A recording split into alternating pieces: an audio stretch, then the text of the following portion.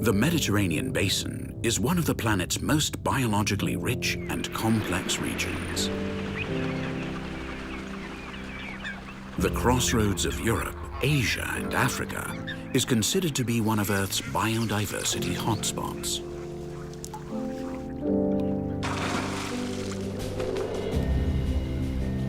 A vast number of both animal and plant species, unique to the region, live in its various habitats.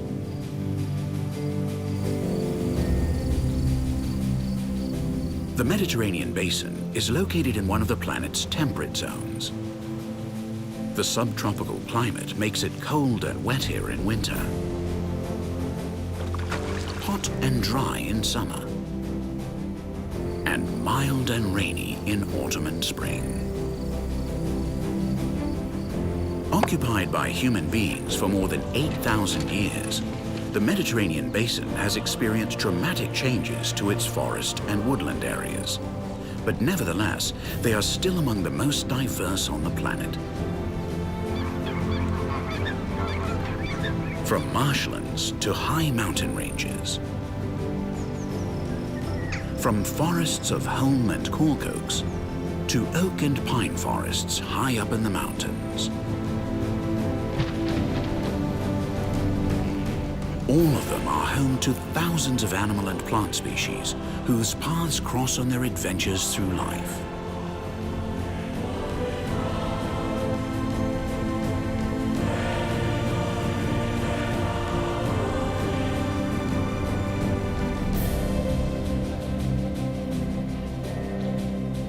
And each one of them has a story to tell.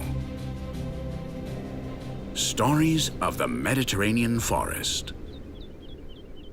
The hidden inhabitants of the Serra Morena.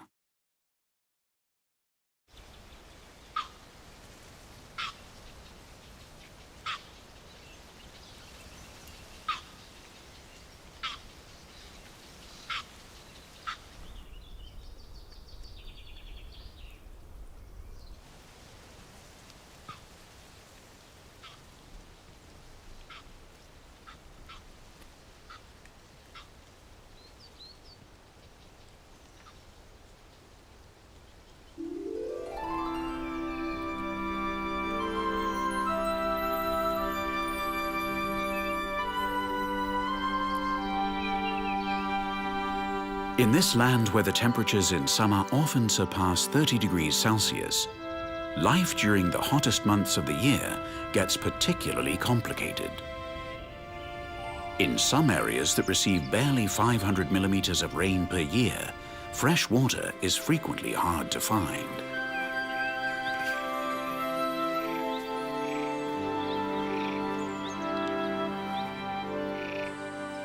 Most of the trees that populate the area have thick, resistant leaves designed to preserve water during the hot summer weather.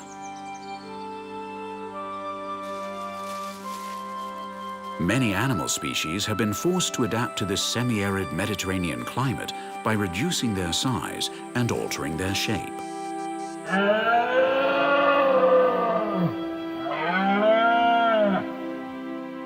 But quite to the contrary of what you might expect, this is a biodiversity hotspot.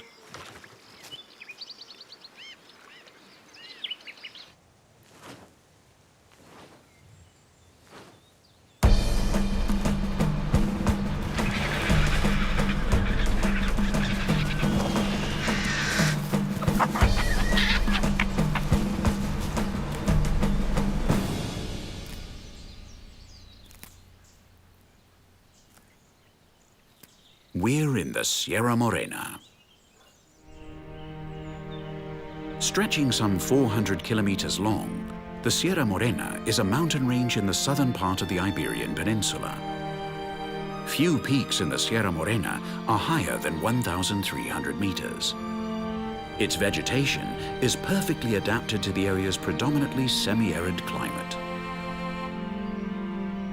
Most of the forests in Central and Northern Europe are dominated by a dozen species of trees at most.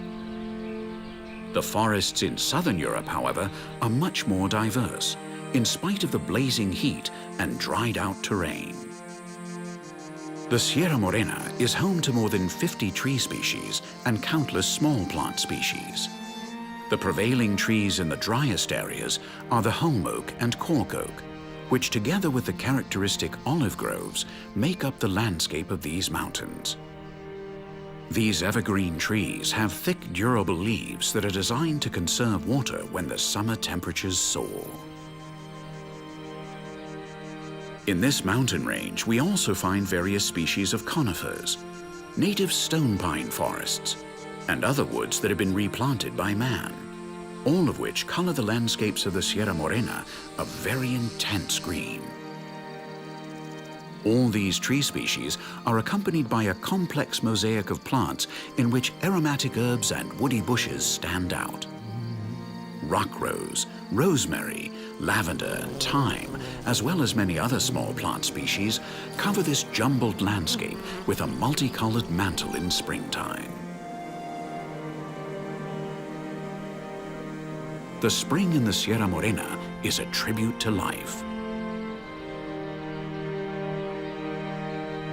And it's here, in this complex ecosystem, where we can find the most endangered feline on the face of the planet, the Iberian lynx.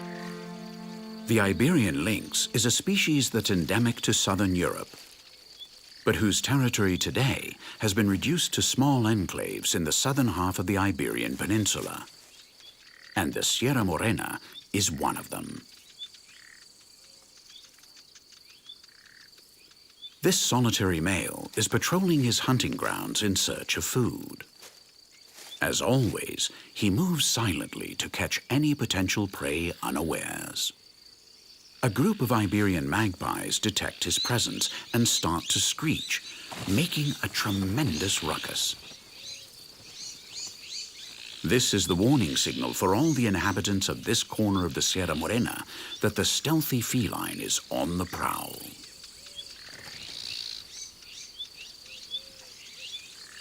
Despite the magpie's racket, the lynx keeps patrolling his hunting grounds. He knows that concealed in the dense vegetation is his favorite prey, rabbits.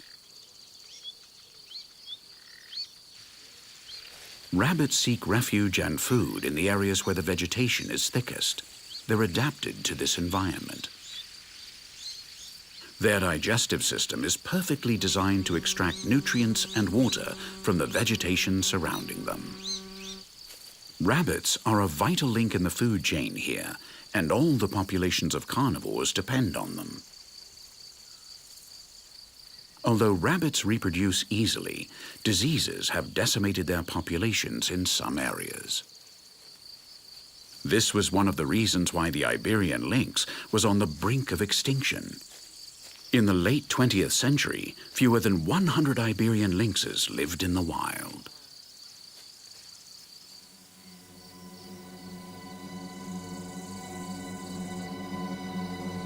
The solitary lynx isn't alone.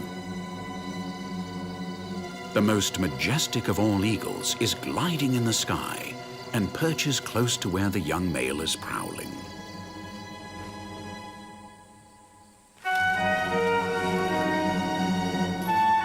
The golden eagle is an expert hunter, and although it may eat other prey and even carrion, rabbit is an essential part of its diet. If he wants to eat today, the lynx had better keep a sharp eye out. From his raised perch, the golden eagle has a better view and can spot any movement more quickly, even in the distance. The lynx's strategy to emerge triumphant is to camouflage itself in the vegetation. With his spotted coat, which matches the dense foliage, he goes totally unnoticed.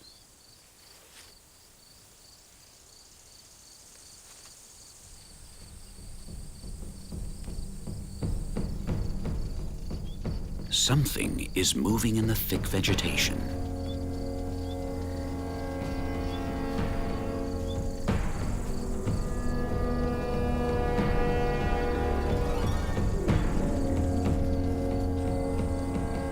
The young male took advantage of the eagle being busy preening to beat him this time.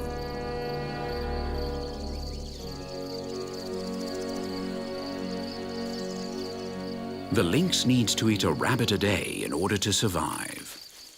The Iberian lynx's existence is inextricably linked to these rabbits, which make up more than 80% of its diet. The Iberian lynx survives like this day after day. Tomorrow, he'll begin the process of finding and catching a rabbit all over again.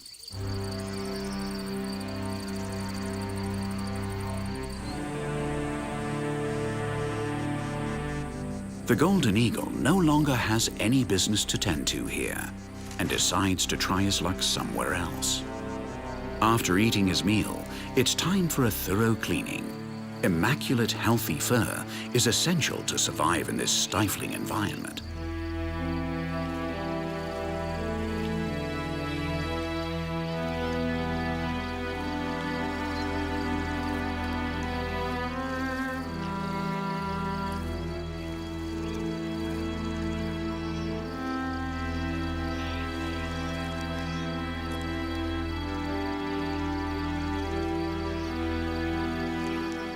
Smaller than the Eurasian lynx, the Iberian lynx is the clearest example of a species that has adapted to the Mediterranean forest. After being isolated during the glacial periods, the lynx split into the two European species that we know today. At just 15 kilograms, the Iberian lynx weighs only half as much as its cousin, the better-known Eurasian lynx. Its smaller size and shorter fur allow it to withstand the hot summers of southern Europe. But even if the summers are hot, the rain does put in an appearance every now and then.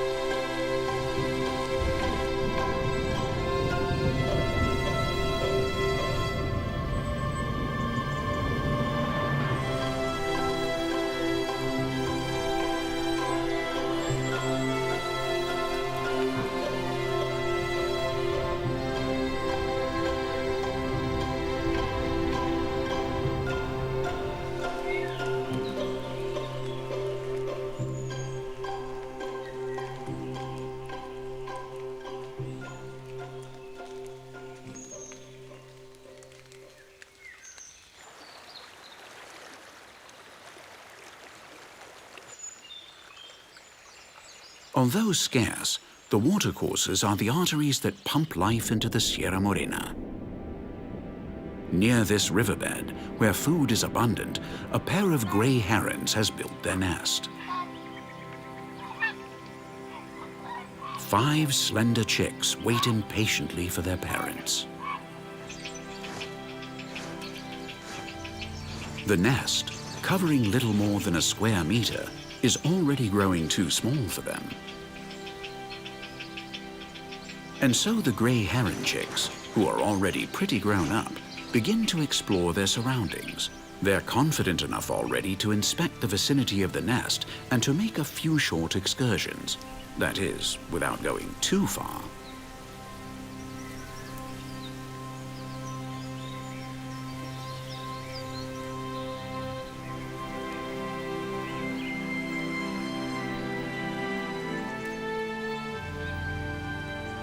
Since they're large birds equipped with powerful beaks, adult grey herons have few predators, but their eggs and chicks are very vulnerable, so their parents don't tend to leave the nest unguarded. Only when the chicks are quite large do they dare to leave them unattended.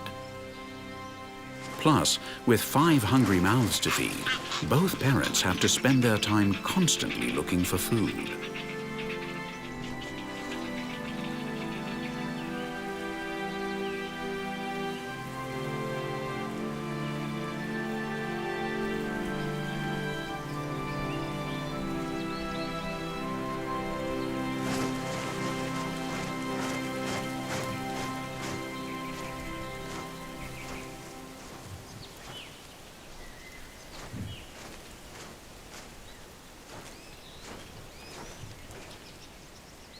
One of the intrepid chicks tries to reach the higher branches.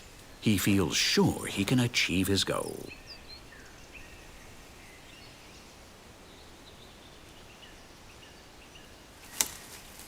But something goes wrong.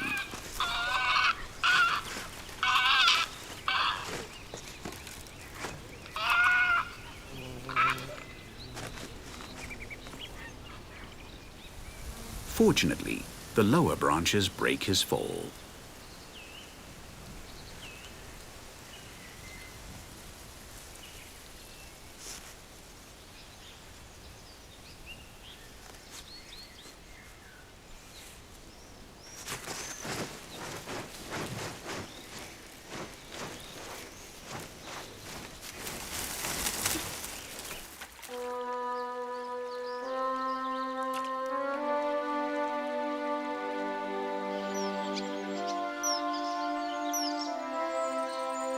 Leaving the gray heron nest behind, we gradually descend the river.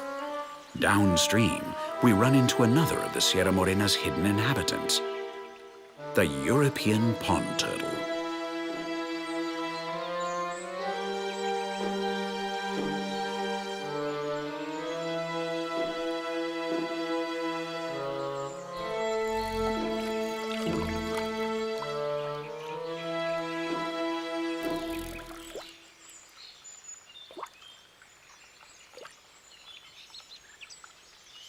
This European pond turtle doesn't feel very comfortable among the rocks in the river.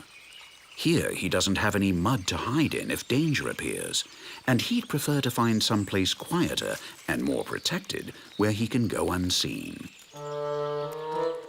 The pond turtle is a species that is adapted to life in all kinds of bodies and courses of water, but it prefers to live where the current is slow and the vegetation abundant, which affords it protection. The European pond turtle can be found throughout the whole Mediterranean basin, where the weather conditions are the most favorable for it. Nevertheless, we can find populations of this turtle species in almost all of Europe and part of Asia.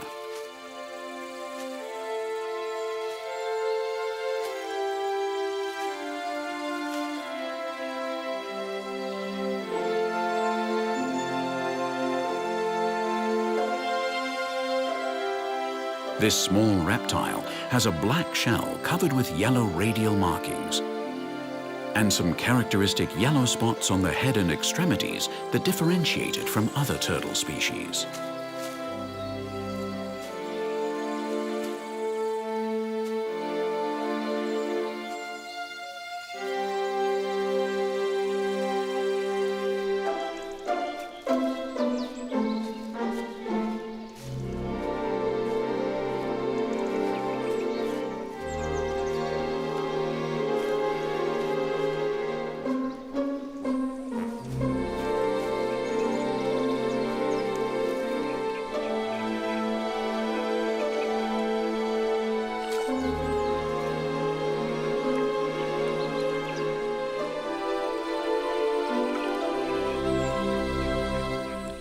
It has finally found a spot to its liking, where there are calm waters with plenty of mud and abundant vegetation, a perfect place to hide and feed.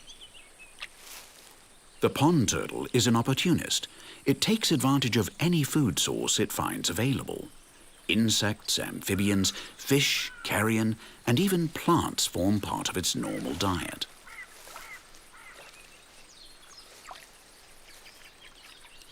In the hottest months, if the water level drops a lot, some pond turtles spend the days half buried among the vegetation.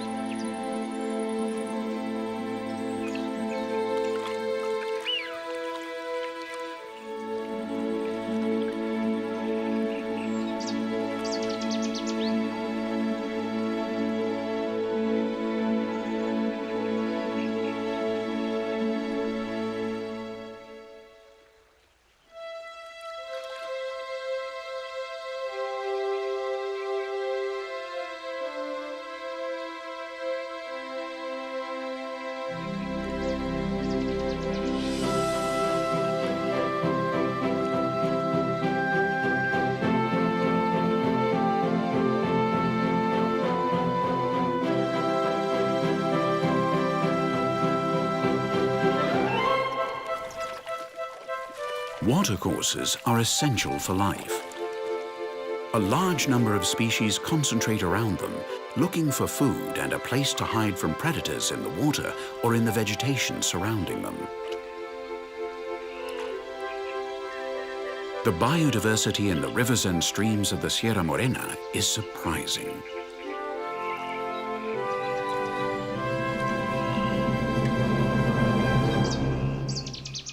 And this is where we find the grey heron, which is working hard to get food to take back to the 500 chicks waiting in the nest.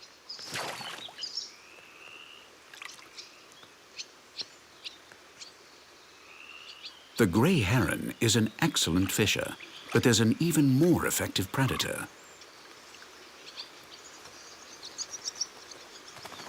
The common kingfisher.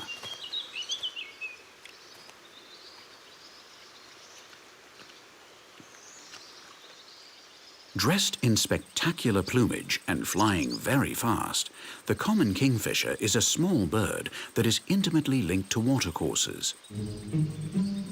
It spends a lot of its time preening. It uses its beak to comb its feathers, and at the same time, it spreads a grease that the bird itself produces.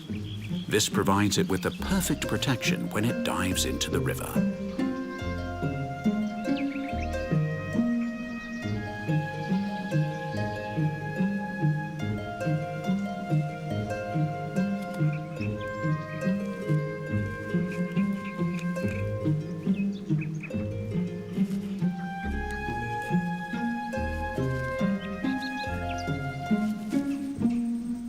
The common kingfisher and the grey heron don't compete for food, and for a very simple reason: size.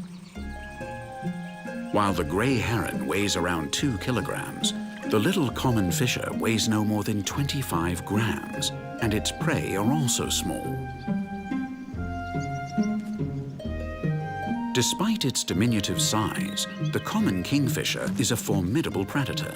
It not only feeds on fish, but also catches adult and larval aquatic insects, tadpoles, and even small amphibians.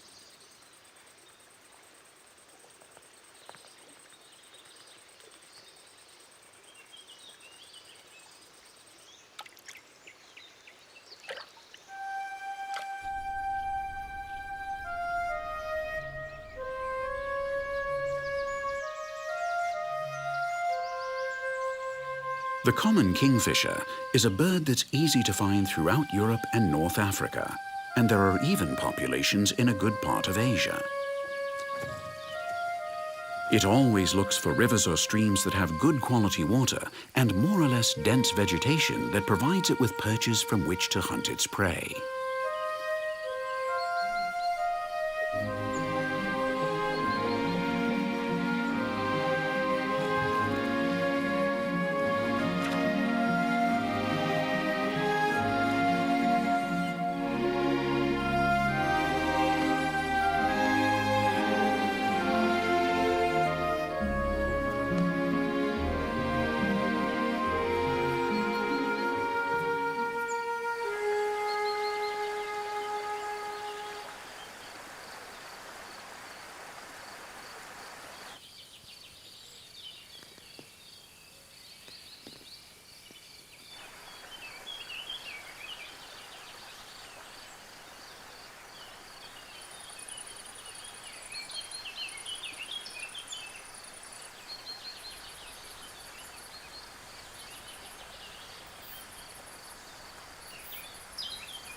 Nightfall comes, and with it one of the most mythical and mistreated creatures appears: the wolf.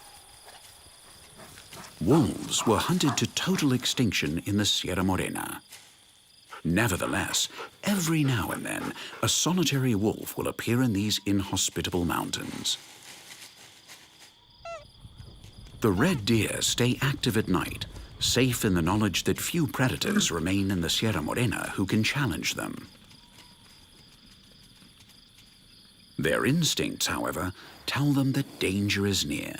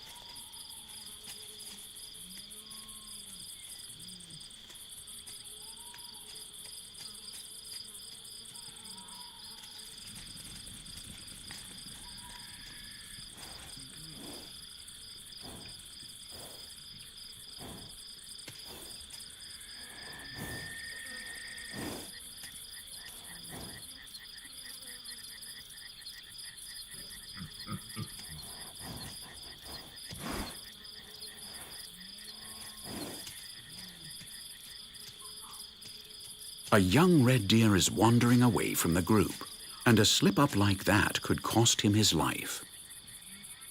It enters the thick forest. When the vegetation is so dense and the leaves on the trees create a green canopy, the rays of sunlight tread more lightly on the forest floor, and the grass is a little fresher and appetizing. By chance, the lone wolf crosses paths with the young red deer. Wolves hunt in packs, and a single wolf runs a big risk if it tries to take down such a big, strong animal. That would take a lot of energy, and the wolf might even be seriously injured. The wolf decides a better idea would be to go look for smaller prey.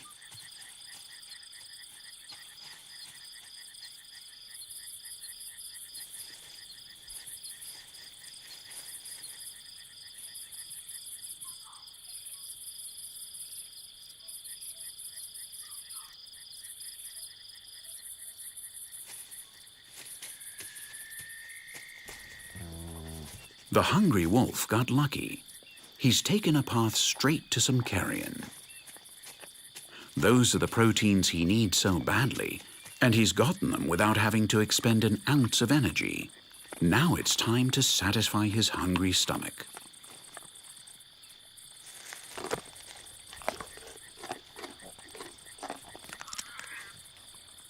Someone interrupts his dinner. The lone wolf doesn't want to fight with the lynx and decides it would be better to take off, but not without his dinner. The night is drawing to an end, and the wolf, his belly full, rolls on the ground. A good dirt bath to clean his fur feels great before looking for a quiet, secluded place to sleep.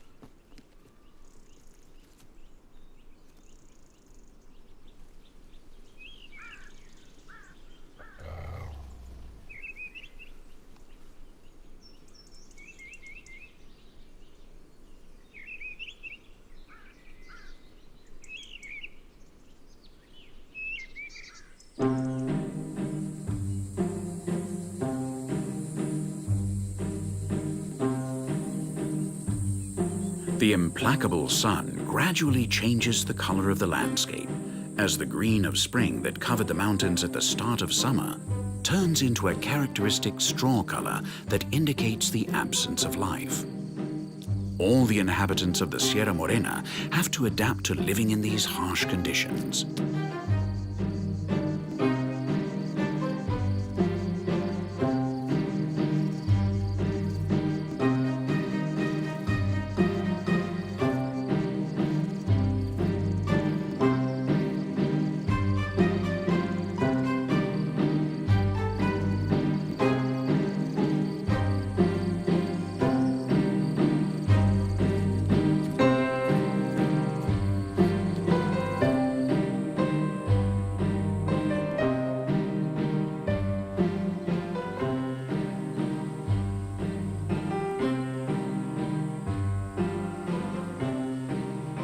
With temperatures over 30 degrees Celsius, even some holm oaks, which are so well adapted to this ecosystem, are unable to withstand the heat and end up drying out.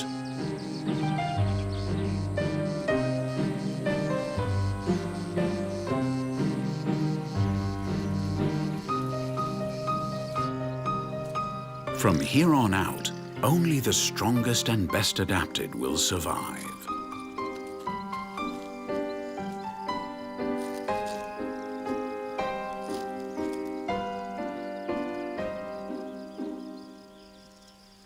This missile thrush chick is still waiting for his parents to give him some food like when he was small.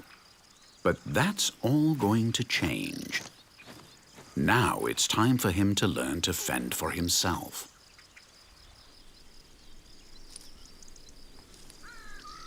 The mother patiently prepares his last breakfast for him. Although his father no longer finds that the least bit cute.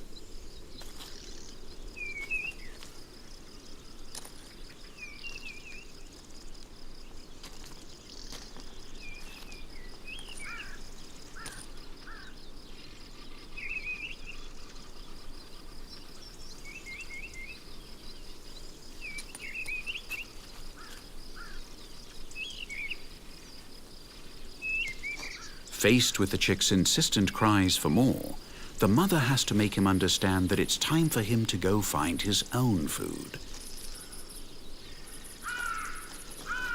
She's about to teach him a lesson that will help him become an independent missile thrush.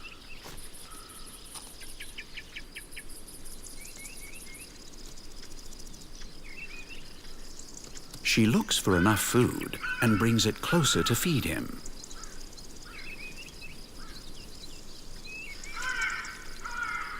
But she drops it on the ground.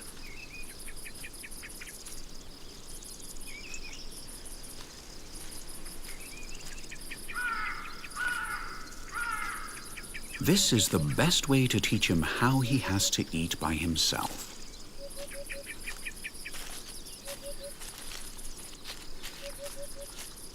From now on, his parents won't give him any more food. And in case there's still any doubt in his mind, his father kicks him out of his territory. It's time for the youngster to face the world on his own.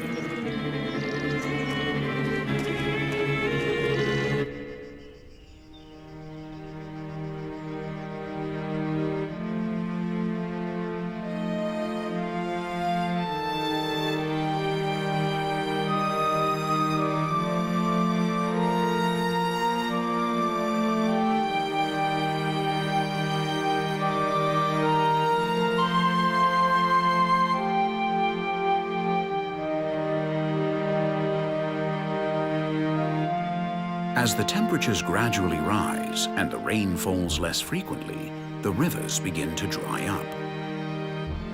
And the few ponds that are left are the only places where anyone can find relief from the merciless summer heat.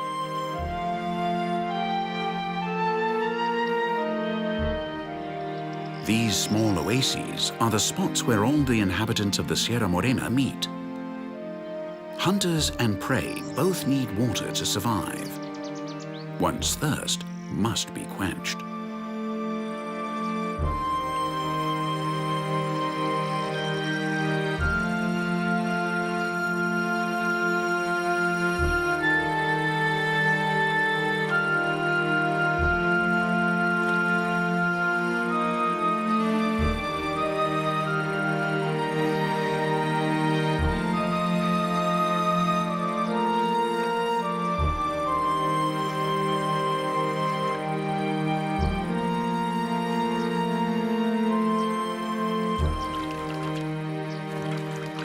Water is also indispensable to clean their bodies, and some species will fly quite far in search of some place where they can bathe. Birds need a good dip in a river or pond, and not just to cool off. Bathing helps them to remove the filth and dust that builds up in their feathers during the hot days of summer. And it also helps them to get rid of bothersome parasites. And after a good bath, it's time to comb and arrange their feathers. Well cared for and preened plumage is essential for survival in this tough setting.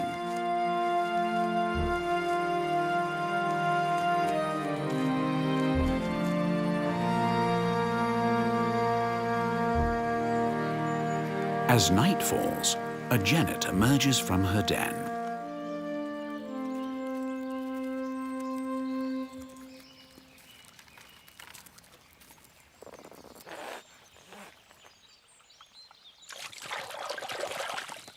The concentration of small birds is greater near the river, and when it gets dark, many of them will stay to sleep in the surrounding vegetation. Now's the moment that Janet was waiting for.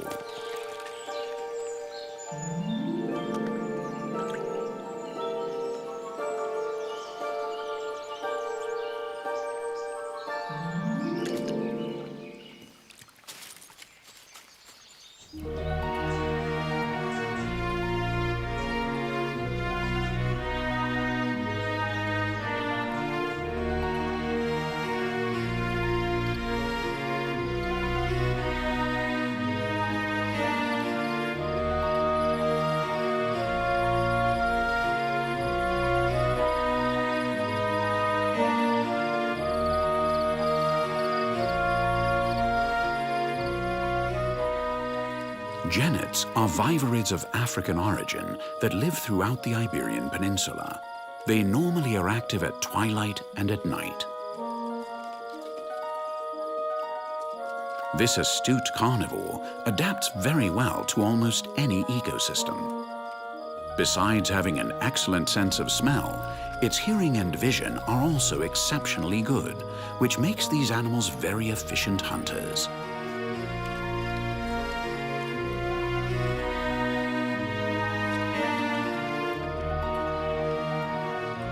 Their diet is quite varied. Mice, rabbits, and even reptiles form part of their daily menu. But what genets like most of all are the little birds that sleep in the thick vegetation.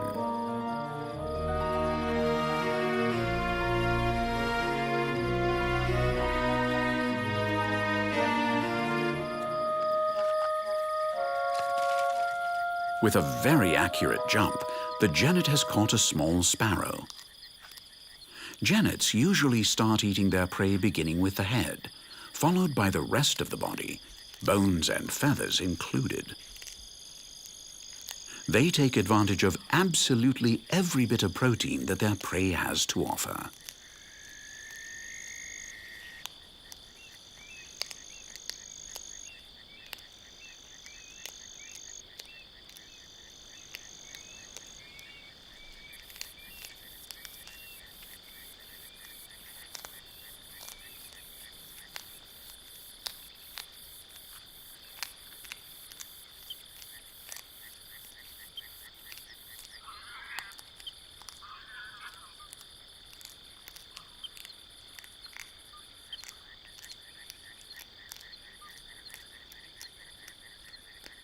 The genet is a solitary animal that generally goes on the prowl at night.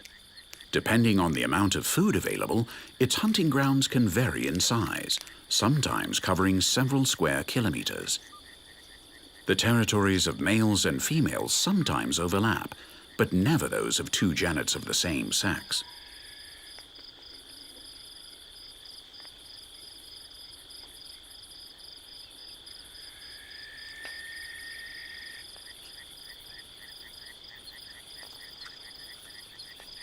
The genet continues on her way in search of more food.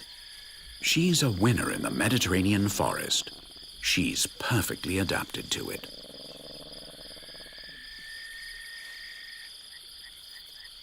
Not very far from where we found the stealthy genet, another of the Serra Morena's inhabitants couldn't withstand these tough conditions and has died.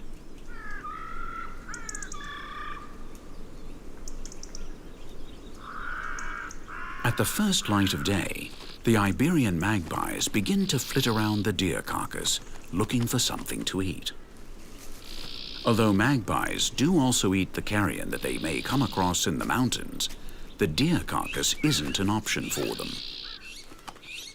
They can't get to the more than 100 kilograms of meat in the carcass.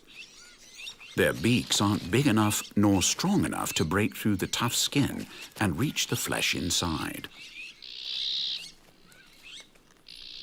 And the only ones who can do that work have to wait for the sun to come up.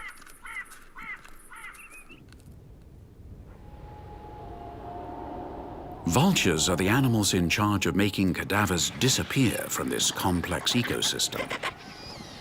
Griffon vultures specialize in locating and eating the carcasses of large ungulates and domestic cattle.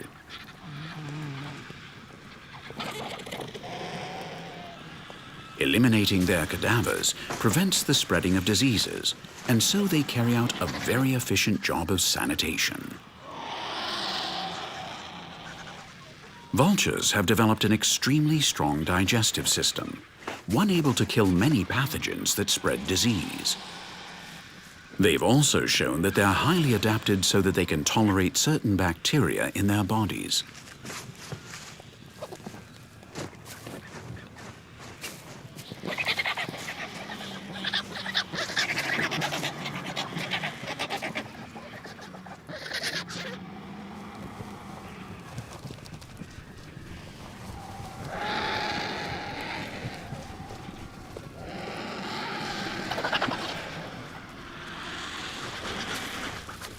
The large number of diners who have come to the banquet has drawn the attention of a young member of the royalty. This juvenile golden eagle is hungry, but he doesn't dare to fly down. The fighting among the vultures for a bit of meat convinces him that he might be badly injured if he tried to crash this party.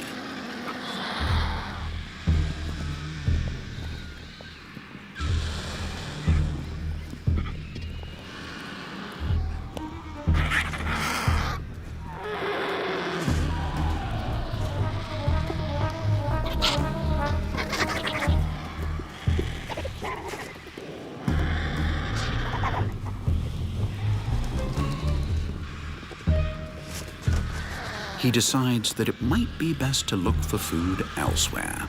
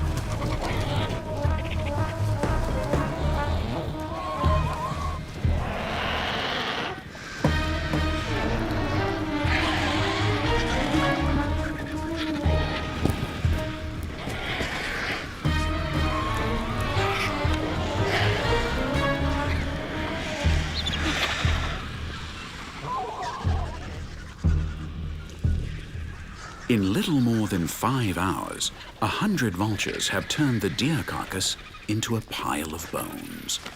But vultures aren't the only ones who feed on dead animals.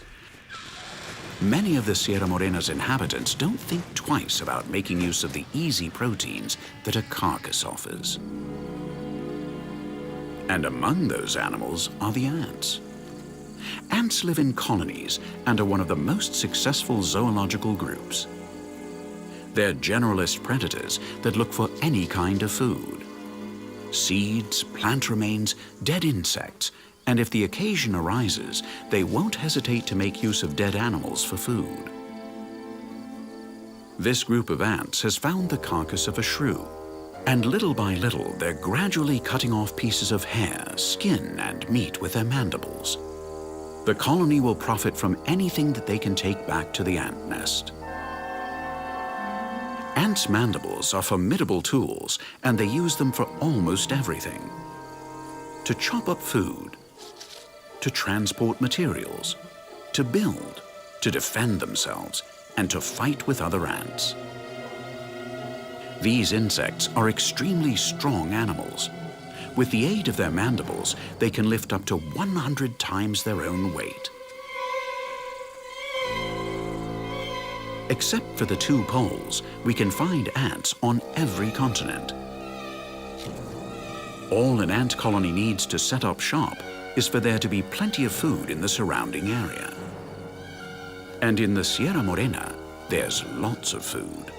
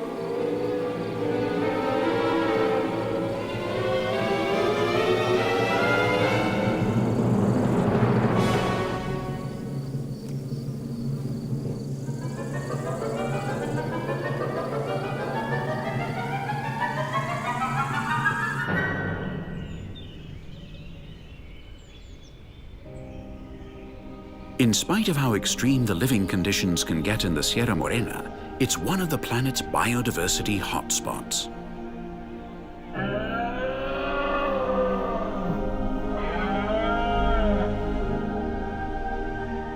Hundreds of species, both plants and animals, have been forced to adapt to this semi-arid Mediterranean climate.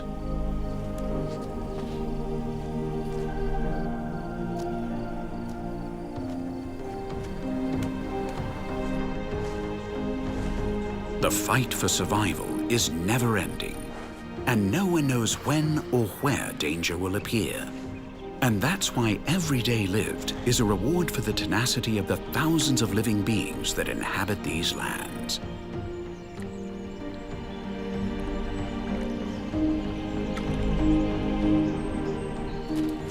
But despite the survival instinct of its inhabitants, a threat is hovering over them which they can do nothing about.